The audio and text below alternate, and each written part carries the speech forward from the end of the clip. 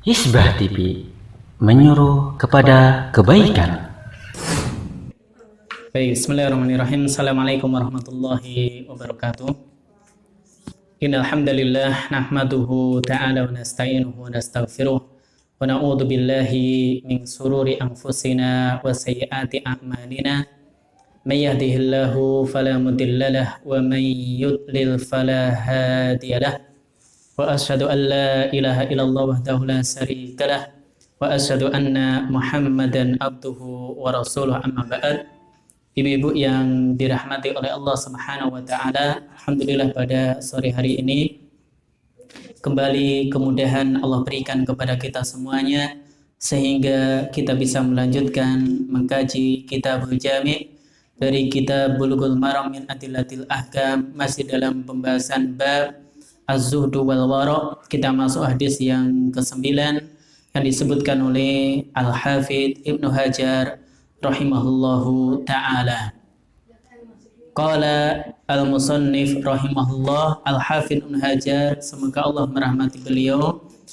Beliau mengatakan, Anil Miqdam ibni Ma'di Kariba radhiyallahu anhu qala, dari Al-Miqdam ibnu Ma'di Karib, semoga Allah meridhoinya, beliau mengatakan, qala Rasulullah sallallahu alaihi wasallam, Rasulullah sallallahu alaihi wasallam bersabda, ma mala'a ibnu Adam wi'aan syarran min badnin.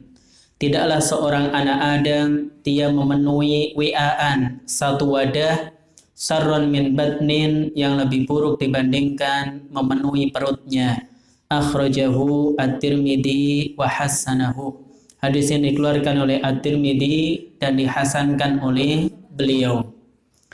Ibu-ibu, adik-adik yang dirahmati oleh Allah Subhanahu wa taala, hadis ini dibawakan oleh Al-Hafidz Ibnu Hajar rahimahullahu taala dalam bab Az-Zuhdu wal Wara'. Sebagian menjelaskan Syekh Abdul Muhsin bin Muhammad Al-Qasim hafizahullahu taala di dalam Syarah Bulughul Maram beliau katakan, saqa al-musannif rahimahullah hadal hadits fi babiz zuhdi wal wara' li bayani anna taklila minal akli minaz zuhdi.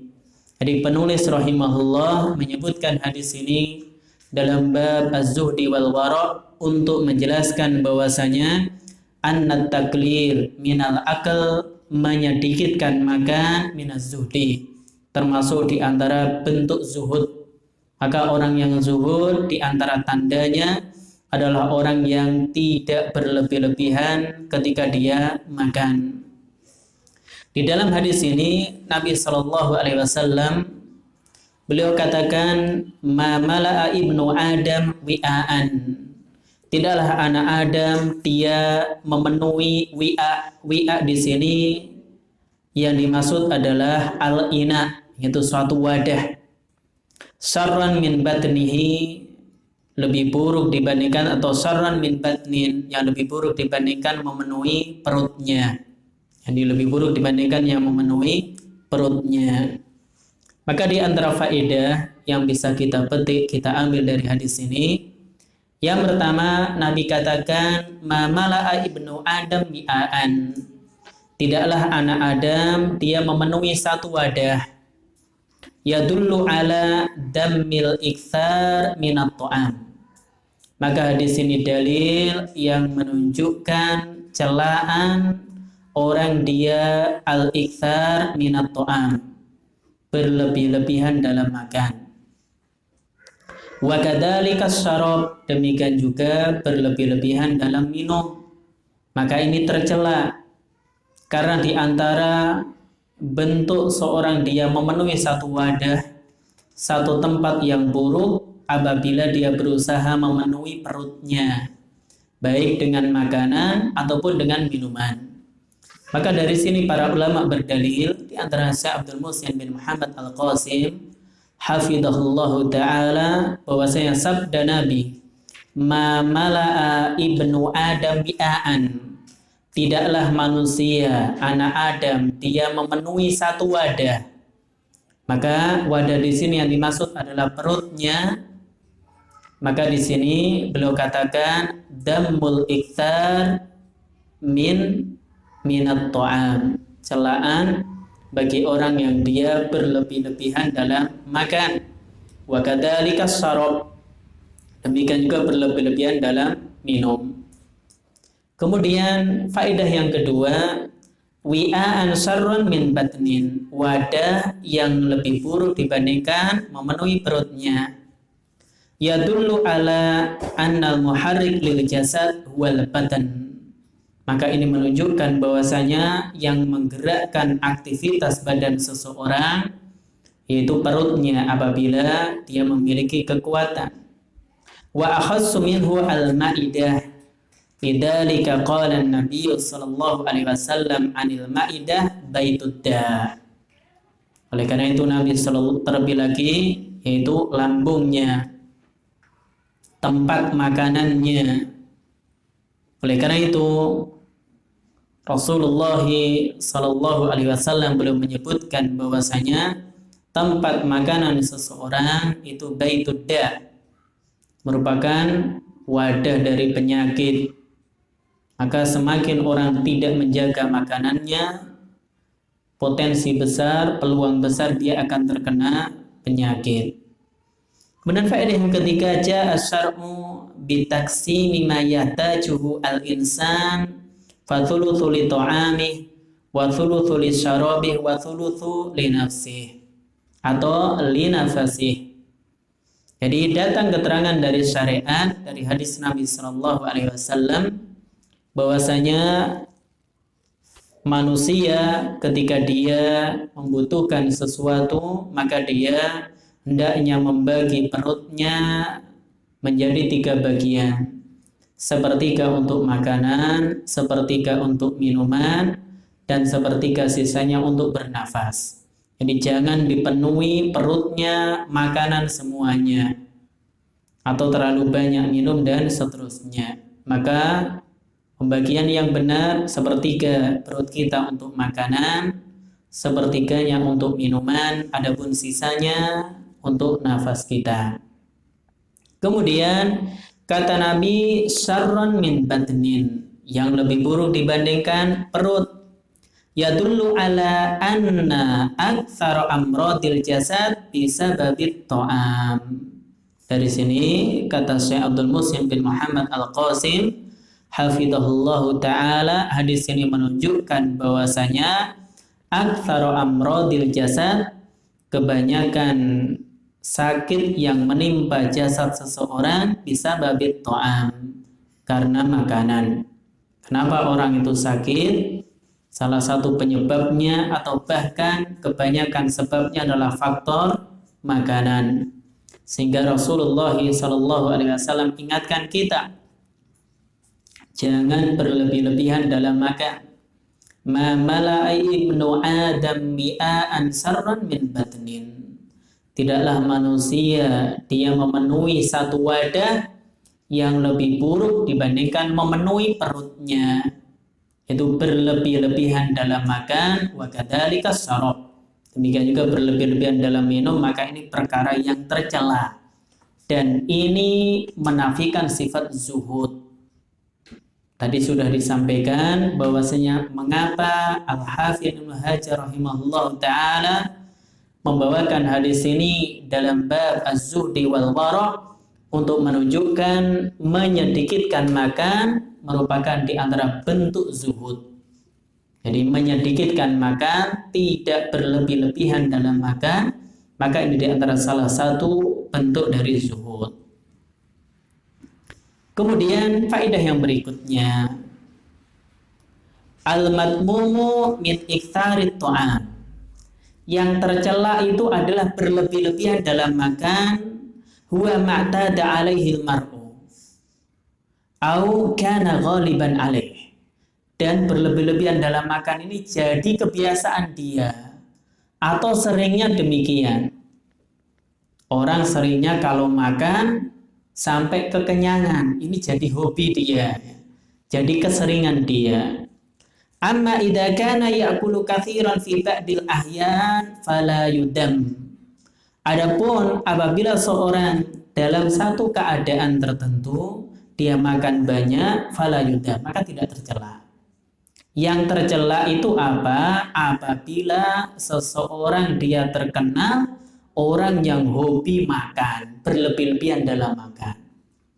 Ini ghalibnya demikian. Ini jadi i'tada alaihil mar'u, kebiasaan dia. Jadi makannya terlalu berlebihan. Nah, ini yang tercela. Adapun terkadang-kadang atau ba'dul ahyan, dalam sebagian waktu dia butuh makan banyak, kelaparan, ya kan? Maka fala yudam, tidak tercela. Ad-dalilu, apa dalilnya? Anna Abu Hurairah radhiyallahu anhu syariba minal laban lima atahu Nabi sallallahu alaihi wasallam. Abu Hurairah pernah minum susu yang diberikan oleh Nabi sallallahu alaihi wasallam, dan beliau yaitu ketika itu kekenyangan. Itu minum susu dari hadiah atau pemberian Nabi sallallahu alaihi wasallam, dan beliau kekenyangan. Dan ini terkadang bukan jadi hobi atau kebiasaan Abu Hurairah. Maka larangan yang terdapat dalam hadis ini, seorang berlebih-lebihan dalam makan dan minum apabila ini merupakan yaitu i'tada alaihil mar'u, kebiasaan seseorang, au kana ghaliban alaih, atau ya kebanyakannya memang demikian dia. Nah, tapi kalau kadang-kadang ya kan, maka ini tidak mengapa, itu ba'dul ahyan, tidak mengapa. Dan faedah berikutnya, kenapa seorang dia tercela apabila berlebih-lebihan dalam mengkonsumsi makanan ataupun minuman? Kata beliau, bil iktsari minat ta'am, orang yang dia berlebih-lebihan dalam makan, qad yulhi anit ta'at, terkadang akan melalaikan dia dari ketaatan. Wadzalika fi halain, ini dalam dua keadaan. Al-halatul ula, keadaan yang pertama, fil bahthi an alwanit ta'am, orang yang hobi makan, dia akan berusaha mencari berbagai jenis makanan, hobinya kuliner. Ya kan? Orang kalau biasanya hobinya kuliner, merasakan makanan si A lebih enak dari si B dan seterusnya, dia mencela makanan yang dia dirasakan tidak enak. Dan ini terlarang hukumnya seorang dia mencela makanan. Dan ini juga akan melalaikan dari ketaatan kepada Allah Subhanahu wa ta'ala. Maka dia akan fil bahthi an alwanit ta'am, dia mencari berbagai rupa atau jenis makanan yang ada. Wal halatu tsani, yang kedua, ba'da aklihi yud'ifu anil ibadah wal qalba yaksu bidzalik. Nah, setelah makan, karena makan banyak, kekenyangan, maka yud'ifu anil ibadah, akan melemahkan dia dari ibadah. Demikian juga membuat hatinya keras. Jadi kalau orang dia banyak makan, biasanya ngantuk. Ya, kalau banyak makan, tentu akan banyak minum, dan dia biasanya ngantuk sehingga malas ibadah. Nah, kalau orang malas ibadah, tidak mentaati Allah Subhanahu wa ta'ala atau berkurang ketaatannya, maka ini bisa mengeraskan hati dia. Ini bisa mengeraskan hati dia. Oleh karena itu, di antara bentuk zuhud kepada Allah Subhanahu wa ta'ala apabila seorang dia at-taqlil minat ta'am, menyedikitkan makan, jangan berlebih-lebihan dalam makan.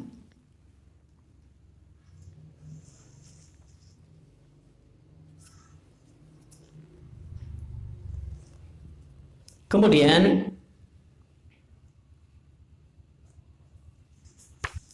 terkait dengan hadis ini, tadi dihasankan oleh At-Tirmidzi, disebutkan oleh Syekh Abdullah Al-Fauzan dalam Minhatul Alam terkait dengan hadis ini, bahwasanya hadis ini adalah hadis yang dhaif, lakin maknahu sahih. Meskipun hadis yang dhaif, akan tetapi maknanya benar. Tu'ayyiduhul adillah, dikuatkan oleh dalil yang lain bahwasanya seorang tidak boleh israf, berlebih-lebihan dalam makan. Allah sebutkan di surah Al-A'raf ayat 31, wa kulu wasrabu wala tusrifu. Makan dan minumlah kalian wala tusrifu, namun janganlah kalian israf, berlebih-lebihan ketika makan dan minum. Seandainya kita katakan hadis ini lemah, akan tapi maknanya sahih. Kemudian Al-Imam Asy-Syafi'i rahimahullahu ta'ala, sebagaimana dinukil oleh Abu Nu'aim dalam Hilyatul Auliya, beliau mengatakan inna syaba' yudhkilul badan. Orang itu kalau kenyang maka akan memberatkan badan dia.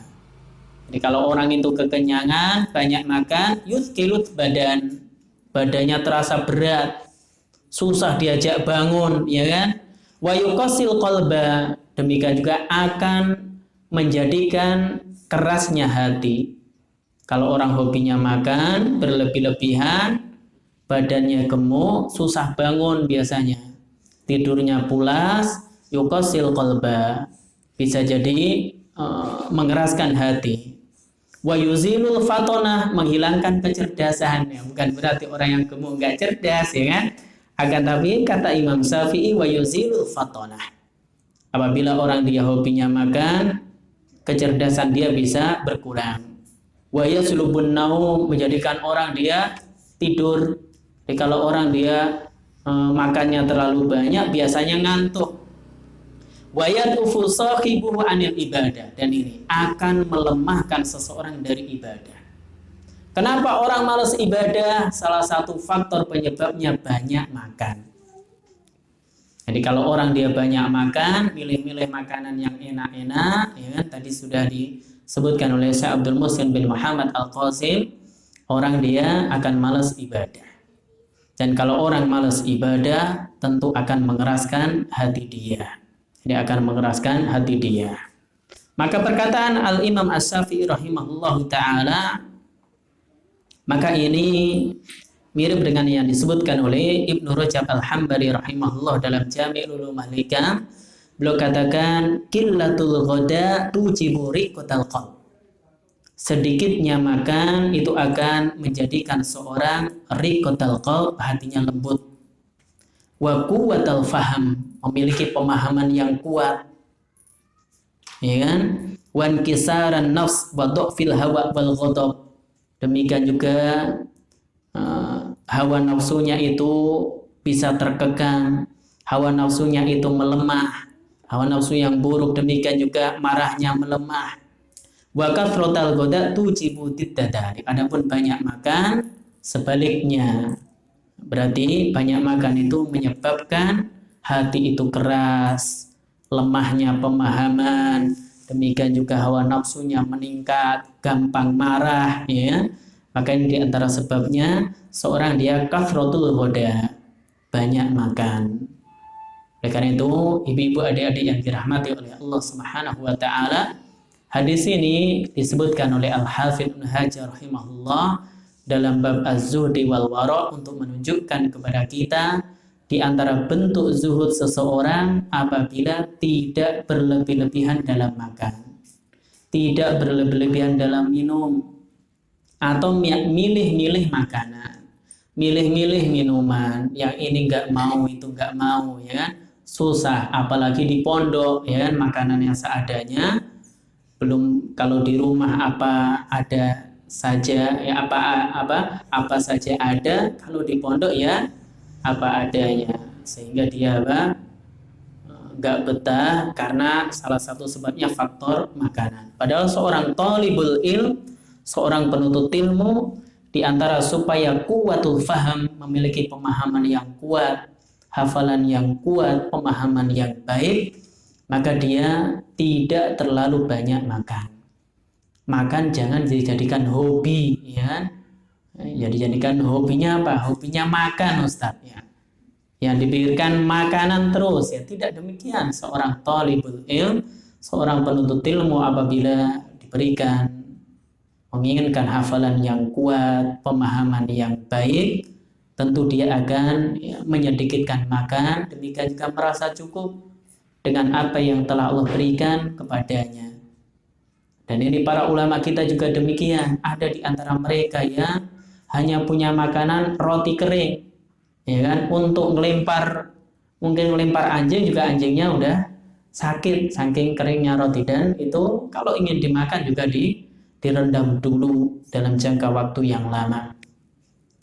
Dan beginilah para ulama sehingga mereka menjadi seorang ulama. Adapun kita, ya, semua makanan ada, tinggal pilih. Maka kenapa kita susah, ya kan? Hafal Quran susah, ya kan? Memahami satu susah. Ya, di antara sebabnya ya terlalu manja. Padahal ilmu tidak mungkin diraih dengan santai-santai. Sebagaimana sudah saya sering sampaikan ke adik-adik dan ibu-ibu semuanya, bahwasanya perkataan Yahya Ibnu Abi Katsir, la yustata'ul ilmu birohatil jismi. Ilmu itu tidak mungkin diraih dengan badan yang leha-leha, santai-santai, maunya tiduran sambil ya kan, di atas kepalanya ada Al-Quran, bangun-bangun hafal, ya kan, gak mungkin demikian. Orang kalau menghafal Al-Quran juga butuh yang namanya capek, ya, butuh letih.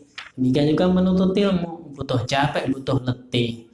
Apabila seorang dia main saja capek, main capek gak deh? Ketika kita main, liburan main misalkan, capek, letih, ya. Apalagi nuntut ilmu, menghafal, memahami, capek dan letih. Akan tapi capek dan letihnya berpahala, bermanfaat untuk kita, dan hendaknya kita bersemangat untuk hal yang demikian. Kemudian faedah berikutnya, kata Syekh Abdullah Al-Fauzan, fil hadithi dalilun, di dalam hadis ini terdapat dalil ala kamali hadhihi syariah. Syariat Islam ini sempurna. Kenapa? Haitsu ja'at bima fihi salahun nas fi dinihim wa dunyahum wa abdanahum. Yang mana agama wa abdanihim, yang mana agama Islam ini datang dengan syariat untuk apa? Salahun nas, kebaikan manusia, fi dinihim, dalam agamanya, wa dunyahum, dunianya, wa abdanihim, badannya, dijaga kesehatannya, yaitu dengan apa? Memperhatikan pola makan. Jadi perhatikan pola makan. Itu hadis yang ke-9. Sekarang kita masuk hadis berikutnya yang disebutkan oleh Al-Hafidz Ibnu Hajar rahimahullahu taala tentang yaitu maja'a fi fadlit taubah. Jadi maja'a fi fadlit taubah. Hadis yang menjelaskan keutamaan taubat. Qala al-musannif rahimahullah, berkata Al-Hafidz Ibnu Hajar semoga Allah merahmati beliau, wa an Anasin radhiyallahu anhu qala, dari Anas bin Malik semoga Allah meridhoinya, beliau mengatakan, qala Rasulullah sallallahu alaihi wasallam, Rasulullah sallallahu alaihi wasallam bersabda, kullu bani Adam khata', setiap anak Adam khata'un, banyak melakukan kesalahan. Wa khairul khata'in at-tawwabun, dan sebaik-baik orang yang melakukan kesalahan adalah at-tawwabun, orang yang dia banyak bertaubat. Akhrajahu at-Tirmidzi wa Ibnu Majah wa sanaduhu qawiyyun. Hadis ini dikeluarkan at-Tirmidzi, Ibnu Majah dengan sanad yang kuat. Kemudian hadis ini dibawakan oleh Al-Hafidz Ibnu Hajar rahimahullahu taala dalam bab az-zuhdi wal wara', untuk apa? Libayan, untuk menjelaskan annal mar'a qad yaqa'u fil muharramat. Bagaimanapun zuhudnya seseorang, waroknya seseorang, yang namanya manusia pasti terjatuh dalam yang haram. Gak ada manusia yang maksum kecuali para nabi. Bagaimanapun zuhudnya kita, waroknya kita, bertakwanya kita, pasti terjatuh dalam muharramat, perkara yang Allah haramkan. Wasyubuhat, demikian juga perkara yang subhat. Walladzi yukaffiru dzalik at-taubah, dan yang bisa menghapuskan dosa itu diantaranya adalah taubat. Jadi kenapa hadis ini disebutkan dalam bab az-zuhd wal wara' untuk mendalili bahwasanya meskipun orang itu zuhud, orang itu wara' pasti melakukan perbuatan dosa. Kenapa Nabi katakan kullu bani Adam khata'un? Setiap manusia banyak melakukan kesalahan. Wa khairul khata'in at-tawwabun, dan sebaik-baik orang yang banyak melakukan kesalahan adalah yang banyak bertaubat. Khata' itu kalau dalam bahasa Arab namanya sighah mubalaghah. Sighah mubalaghah ini dari kata-kata khati'ah yang artinya salah. Khati'ah itu maknanya ida'at nabah, apabila seorang dia melakukan perbuatan dosa, wa akhto'ah, dan tersalah.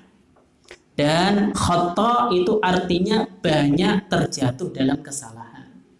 Perbuatan dosa yang kita lakukan gak hanya sekali dua kali, berkali-kali, ya. Seorang itu berkali-kali terjatuh dalam perbuatan dosa, sehingga Nabi katakan kullu bani Adam khata'un. Setiap anak Adam, setiap manusia banyak terjatuh dalam kesalahan, semuanya tanpa kecuali, ya kan? Akan tapi wa khairul khata'in, orang yang terbaik ketika dia melakukan kesalahan siapa? At-tawwabun, orang yang banyak bertaubat.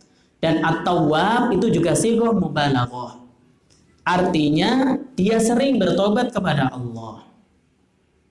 Apa maknanya? Ar-raja'una ilallahi ta'ala bitaubah, dia sering kembali kepada Allah dengan taubat, minal maksiyah ila ta'ah, dari perbuatan maksiat kepada ketaatan. Dan yang namanya taubat hiya al-i'tiraf wan nadam wal iqla wal azmu ala alla yauda. Seorang dia mengakui dosanya, menyesali, berhenti, dan punya tekad tidak akan kembali melakukan perbuatan dosa. Dan inilah yang dikatakan dengan taubat. Jadi taubat yang benar itu demikian. Jadi taubat yang benar itu demikian. Kemudian ibu-ibu, adik-adik yang dirahmati oleh Allah Subhanahu wa taala, hadis ini memberikan beberapa faedah kepada kita. Di antaranya yang pertama, sabda Nabi, kullu bani Adam khata', yadullu ala annahu laisa ahadun min bani Adam maksum minal wuku' fid dunubi wal khataya. Hadis ini dalil yang menunjukkan tidak ada seorang pun di kalangan anak Adam, anak keturunan Adam atau manusia yang maksum, yang terjaga minal wuku'i fid dunubi wal khataya, dari terjatuh dalam perbuatan dosa dan kesalahan. Siapapun dia, hatta seorang ustaz, seorang ulama, seorang yang alim, pasti terjatuh dalam perbuatan dosa. Karena apa? Nabi menggunakan kata-kata kullu. Kullu itu artinya semuanya, tanpa kecuali. Kullu bani Adam khata'un. Setiap anak Adam pasti banyak melakukan dosa. Maka ini jadikan dalil oleh para ulama, laisa ahadun min bani Adam maksumun.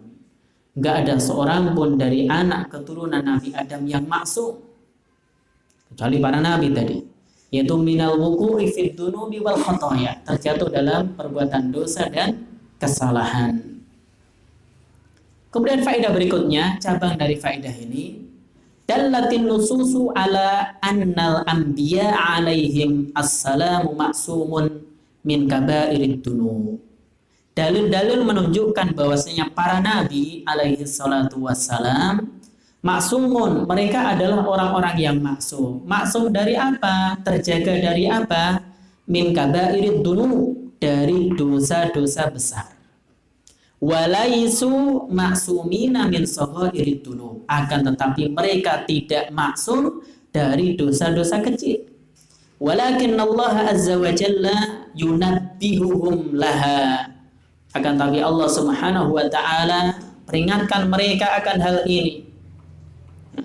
Allah Subhanahu wa taala apabila para nabi terjatuh dalam kesalahan, segera diingatkan oleh Allah Subhanahu wa taala. Misalkan Allah katakan, ya ayyuhan nabi lima tuharrimu ma ahallallahu lak. Wahai nabi, kenapa engkau mengharamkan apa yang Allah halalkan untukmu?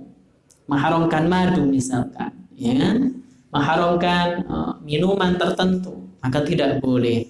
Ketika terjatuh dalam kesalahan, maka segera diingatkan oleh Allah Subhanahu wa ta'ala. Jadi tidak ada seorang pun yang maksum kecuali para nabi. Para nabi pun maksumnya dari al-kabair. Adapun mereka juga mungkin gak terjatuh dalam dosa kecil, mungkin, akan tapi ini pun diingatkan oleh Allah Subhanahu wa ta'ala. Kemudian faedah berikutnya, kullu bani Adam khata', setiap anak Adam pasti banyak melakukan kesalahan. La yanqusu hada min maqamil insanil muslim indallah. Ini tidak mengurangi kedudukan seorang muslim di sisi Allah. Jadi orang yang terjatuh dalam perbuatan dosa itu tidak mengurangi kedudukan dia di sisi Allah Subhanahu wa ta'ala. Artinya dia seperti orang kafir statusnya, tentu tidak. Kan tapi tentu orang mukmin yang taat dia berbeda dengan orang mukmin yang berbuat maksiat. Hanya saja dia tetap dikatakan khairun min khalqillah, yaitu dia annal mu'minhu khairun atau khairu khalqillah. Seorang mukmin adalah sebaik-baik makhluk Allah.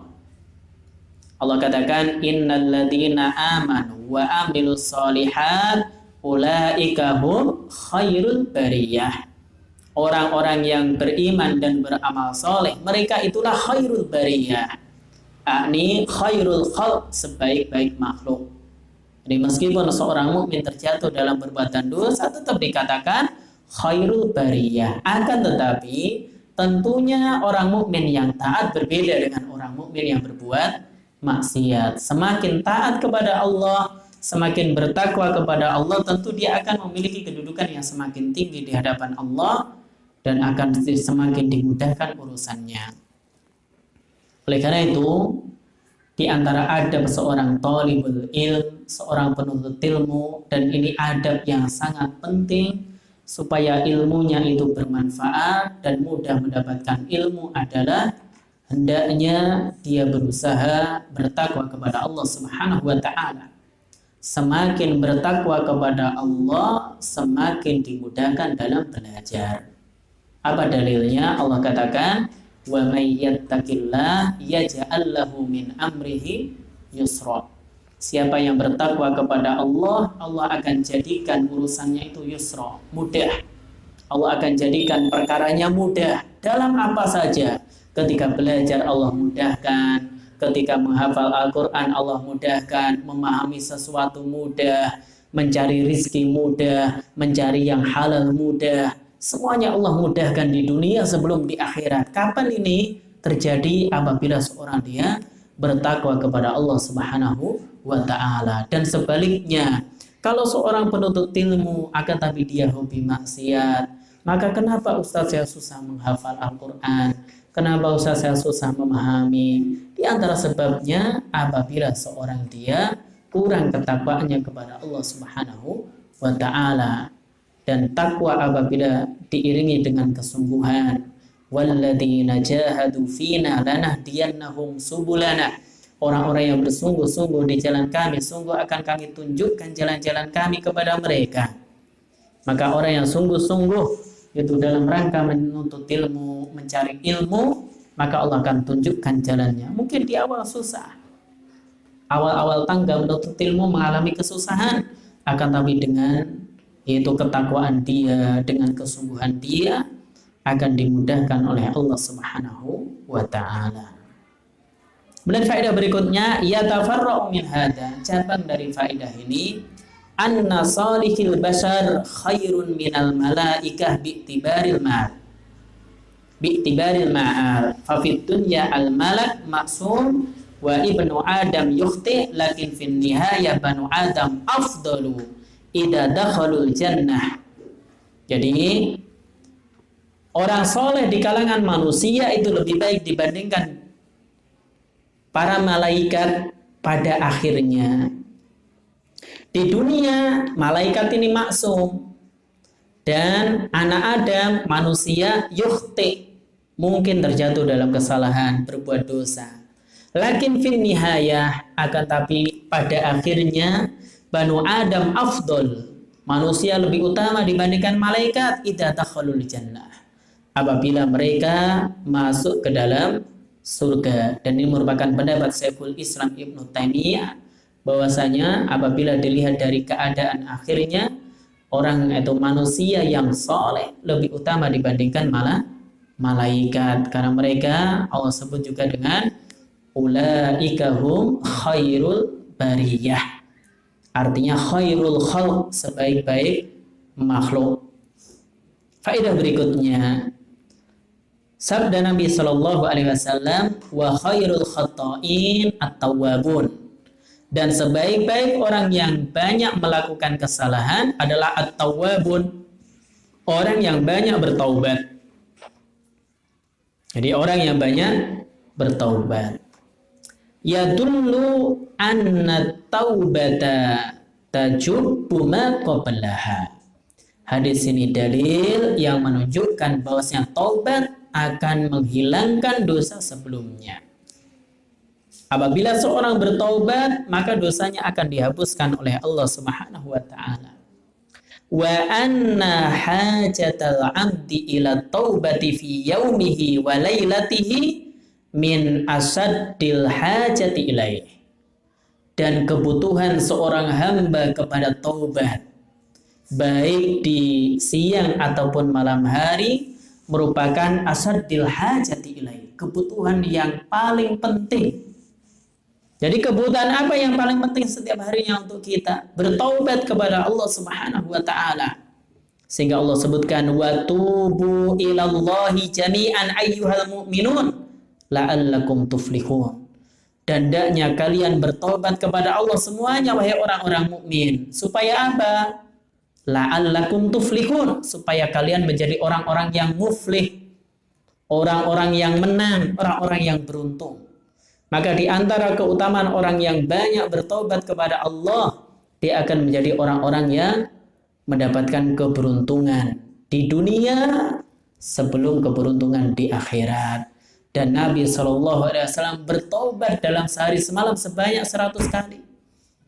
Kata Nabi, wa inni atubu ilallahi fil yaum mi'ata marrah. Sesungguhnya aku bertobat kepada Allah sehari semalam mi'ata marrah, yaitu sebanyak 100 kali.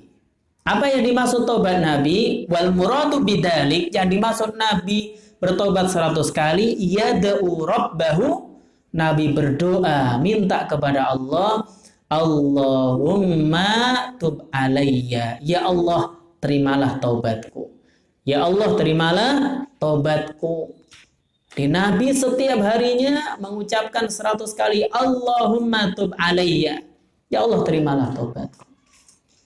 Apabila Nabi SAW, beliau orang yang maksum, terjaga dari dosa-dosa besar, dan seandainya melakukan dosa kecil langsung ditegur oleh Allah Subhanahu wa taala, akan tapi setiap harinya tidak kurang dari 100 kali mengucapkan Allahumma tub alayya, ya Allah terimalah taubatku. Apalagi kita yang dosanya sangat banyak, belum tentu amal soleh kita diterima oleh Allah Subhanahu wa taala. Oleh karena itu diingatkan oleh Al-Imam Al-Qayyim rahimahullah, wa katsirum minan nas yajhal manzilatat taubah.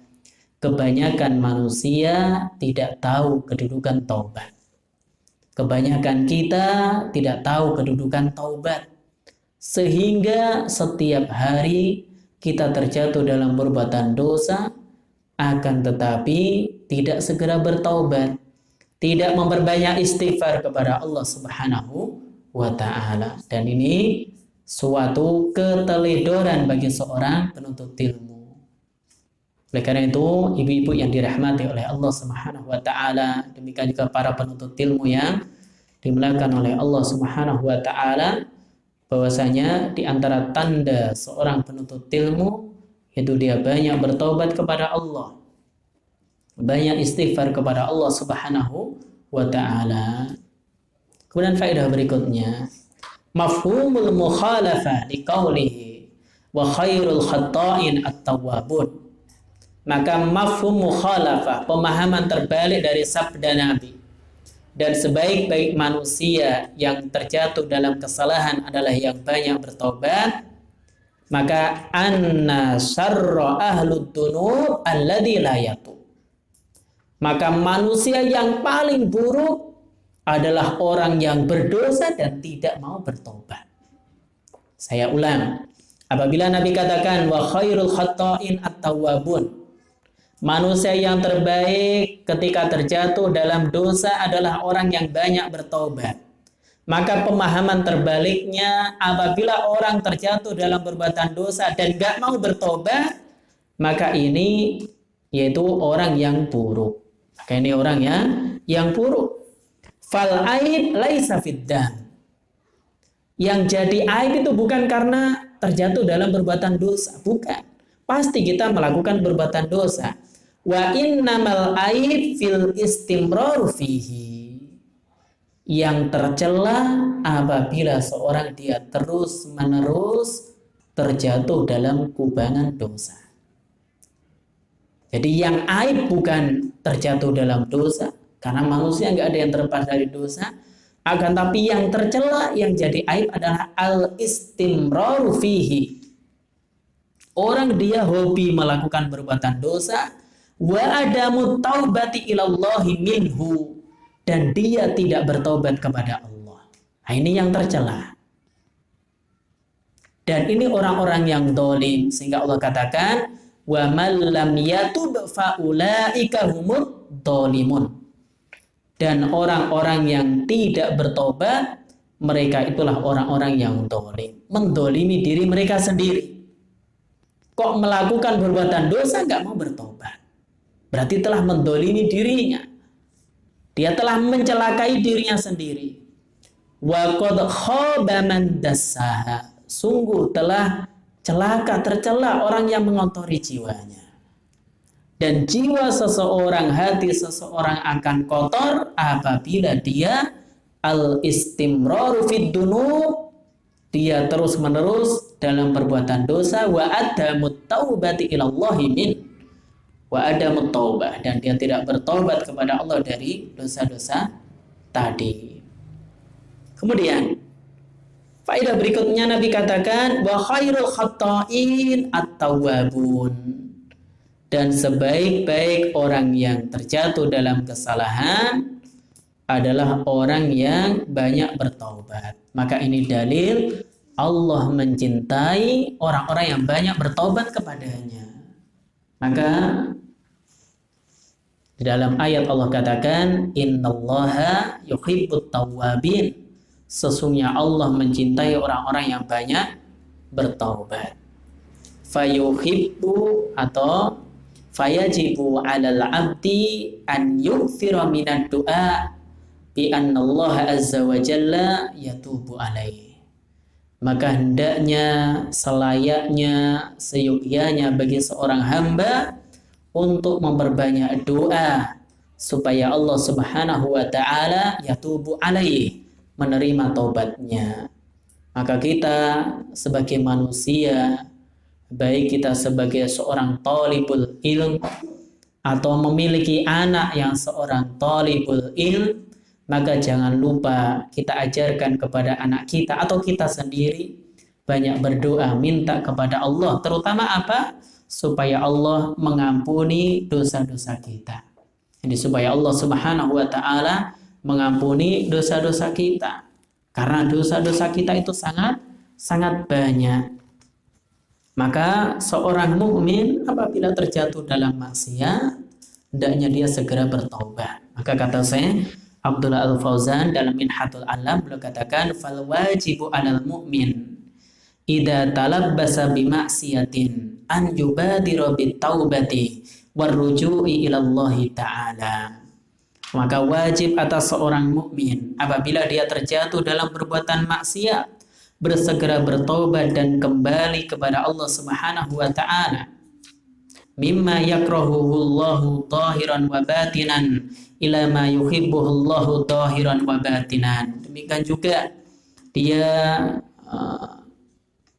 kembali kepada Allah dari perkara yang tadinya Allah benci, baik yang zahir ataupun batin, kepada sesuatu yang dicintai oleh Allah, baik yang zahir ataupun yang batin. Wa nadaman ala ma madha, dia menyesali perbuatan dosanya.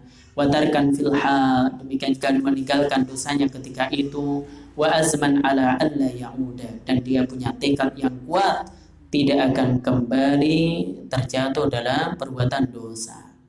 Punya tekad yang kuat, adapun seandainya setelah memiliki tekad yang kuat ternyata terjatuh dalam perbuatan dosa, tidak mengapa, dia segera bertaubat kepada Allah Subhanahu wa taala kembali, segera bertaubat kembali.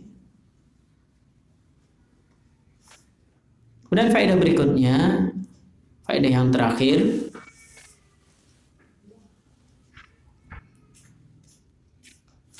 yang disebutkan oleh Syekh Abdul Muhsin bin Muhammad Al-Qasim hafizahullah ta'ala, beliau katakan, la yufhamu min hadzal hadits anna al-insan yaqa'u fi dhanbi thumma yatub wa innama yajibu 'alal insan an yuhadhira al-wuqu' fi dzam. Tidak bisa difahami dalam hadis ini seseorang dia bermudah-mudahan jatuh dalam perbuatan dosa. Gak apa-apa, saya dosa, nanti saya akan taubat. Gak boleh demikian. Wa innama yajibu 'alal insan an yuhadhira al-wuqu' fi dzam. Yang wajib bagi manusia dia berhati-hati jangan sampai terjatuh dalam perbuatan dosa. Jadi hadis ini bukan berarti ya sudah saya dosa juga nggak apa-apa, yang penting nanti taubat. Nggak boleh ya demikian. Hendaknya seorang dia berhati-hati terjatuh dalam perbuatan dosa. Wa in waqa'a fihi, dan apabila terjatuh dalam perbuatan dosa, fa alaihi an yatuba, maka wajib baginya untuk bertaubat. Li'anna taubata ibadatun qad yaqbaluha Allah azza wa jalla wa qad la yaqbaluha. Ingat, taubat itu ibadah. Namanya ibadah, terkadang Allah terima, terkadang tidak. Jadi bukan jaminan taubat kita itu pasti Allah terima. Oleh karena itu, oleh karena itu tarkud dunub aisar min talabit taubah. Kaidah yang penting. Meninggalkan dosa itu lebih mudah dibandingkan harus meminta taubat. Jadi seorang dia mending meninggalkan dosa daripada dia nanti dosa kemudian taubat, ya. Maka tarkud dunub aisaru min talabit taubah. Jadi meninggalkan dosa itu lebih mudah dibandingkan kita harus minta taubat kepada Allah. Jadi supaya Allah menerima taubat kita. Kemudian kita masuk ke satu hadis lagi. Itu hadis yang ke-11 di dalam bab ini, yaitu terkait maja'a fi fadli sham, keutamaan diam. An Anas radhiyallahu anhu qala Rasulullah sallallahu alaihi wasallam.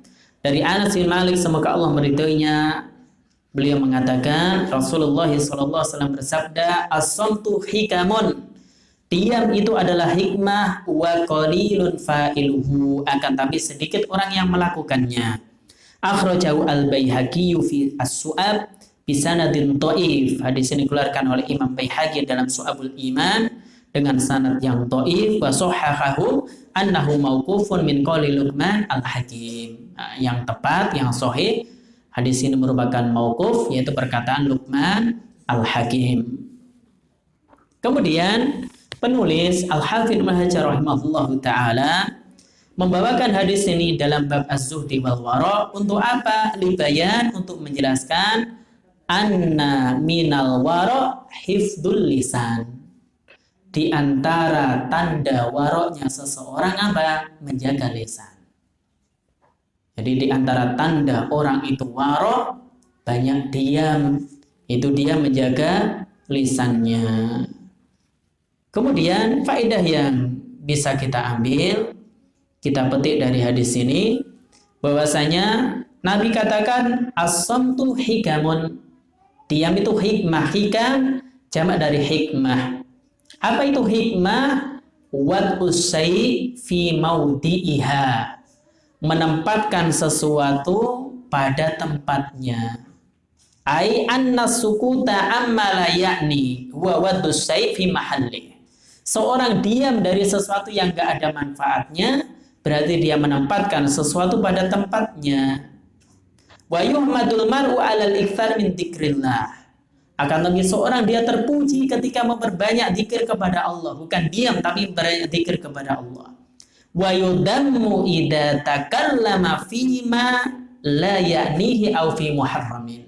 Tapi dia akan tercela apabila berbicara tapi fima la ya'ni, enggak ada manfaatnya.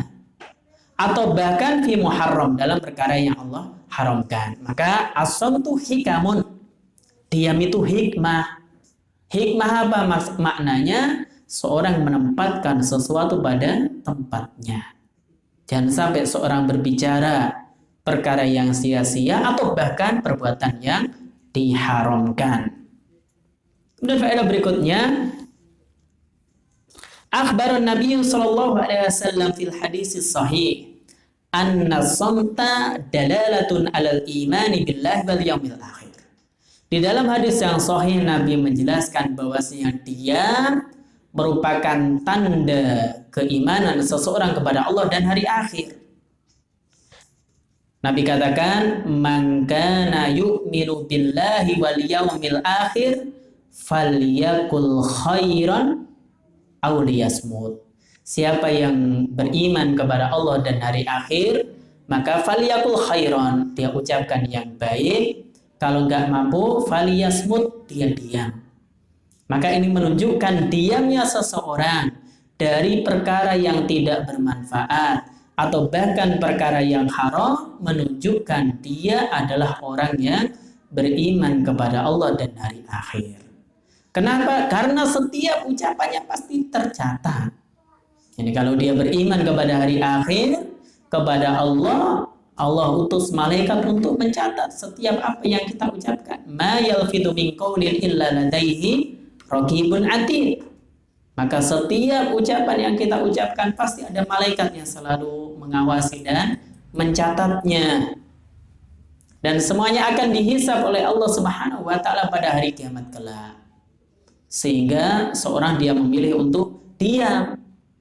Kenapa? Karena salah satu sumber masalah itu ya lisan. Sehingga Rasulullah sallallahu alaihi wasallam ingatkan dalam hadis yang dikeluarkan oleh At-Tabrani, "Aktsaru khotoya ibni Adam fi lisani." Mayoritas kesalahan manusia fi lisani, berasal dari lisannya. Orang tidak mampu menjaga lisannya. Ini sumber masalah. Ya, sumber masalah. Ibu-ibu juga demikian, ya, tidak mampu menjaga lisannya. Oleh karena itu Rasulullah SAW ingatkan akan menjamin surga bagi orang yang mampu menjaga lisannya. Man yatman li ma baina lihyihi wa ma baina rijlaihi atman lahu al-jannah. Siapa yang menjamin untukku mampu menjaga apa yang ada di antara kedua rahangnya dan apa yang ada di antara kedua kakinya, dia jaga lisannya, dia jaga kehormatannya, kemaluannya, atman lahu al-jannah, aku jamin baginya surga. Maka orang yang menjaga dua hal ini, dia jaga lisannya, dia jaga kehormatannya, tidak terjatuh dalam perbuatan zina, maka dijamin surga oleh Rasulullah sallallahu alaihi wasallam. Kemudian Nabi katakan, wa qalilun fa'iluhu, namun diam ini sedikit yang mengucapkannya. Yadullu alal ghalibi ala tabi'atil insan kathratul kalam fi ma la yanfa'u. Maka hadis ini menunjukkan kebanyakannya tabiat manusia itu kathratul kalam. Ini suka berbicara. Ya, kebanyakan manusia itu apa? Dia suka berbicara fi ma la yanfa'u, dalam perkara yang enggak ada manfaatnya. Ujung-ujungnya terjatuh dalam dosa. Ngerasani, menggunjing temannya, saudaranya, ya. Ujung-ujungnya demikian. Karena apa? Awalnya mungkin hanya ngobrol biasa. Saking enggak ada pekerjaan, ya, ngobrol enggak jelas. Ketimbang di rumah nggak ada pekerjaan, ngobrol sama tetangganya, akhirnya terjatuh dalam kesalahan. Maka ingat, ini di antara perkara yang hendaknya